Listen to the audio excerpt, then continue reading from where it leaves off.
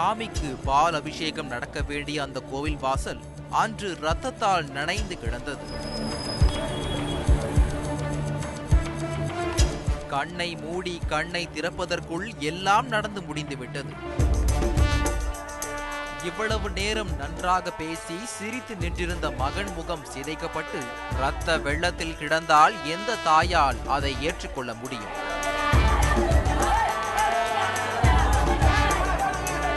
பேச்சு மூச்சின்றி கிடந்தவரை மீட்டு ஆட்டோவில் ஏற்றி மருத்துவமனைக்கு அனுப்பி வைத்திருக்கிறார்கள்.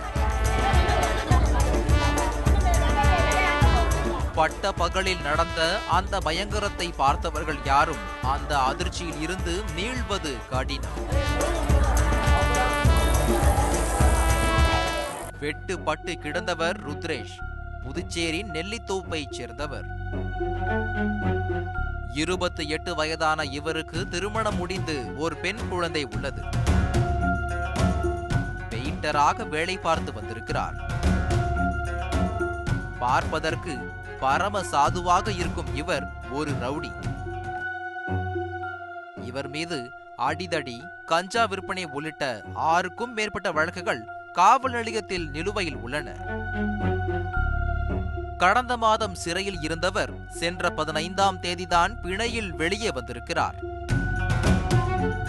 வெளியே வந்தவரை நோட்டமிட்ட ஒரு மர்ம கும்பல் ருத்ரேஷின் முகம் சிதையும் அளவிற்கு கொடூரமாக வெட்டி கொன்றுவிட்டு அங்கிருந்து தப்பிச் சென்றிருக்கிறது. தகவல் அறிந்து சம்பவ இடத்திற்கு வந்த போலீசார் அங்கிருந்தவர்களிடம் விசாரணையை மேற்கொண்டனர்.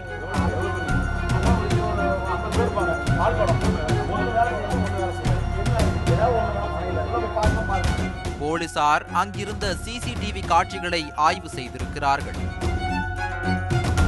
பைக்கில் வந்த 6 பேர் கொண்ட கும்பல் ருத்ரேஷை சரமாரியாக வெட்டியிருப்பதை கண்டுபிடித்திருக்கிறார்கள்.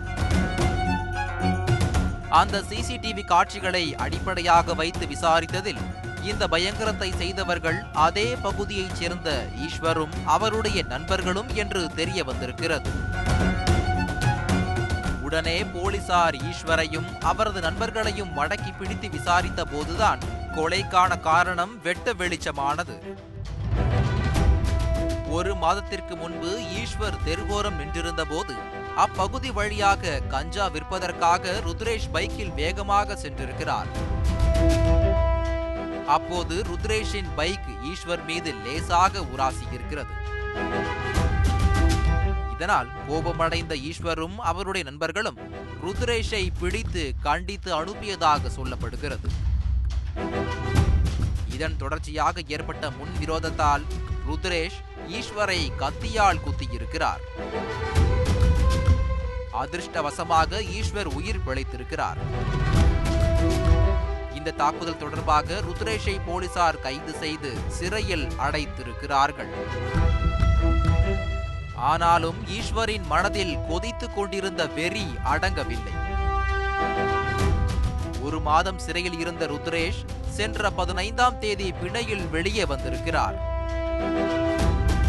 ருத்ரேஷ் வருவதை அறிந்த ஈஸ்வரும் அவருடைய நண்பர்களும் அவரை கொலை செய்ய திட்டம் தீட்டியிருக்கிறார்கள்.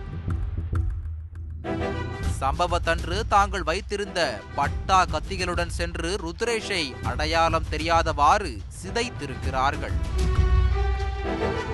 இந்த சம்பவம் தொடர்பாக வழக்கு பதிவு செய்த போலீசார் ஈஸ்வரையும் அவரது நண்பர்கள் இருவரையும் கைது செய்து சிறையில் அடைத்திருக்கிறார்கள்.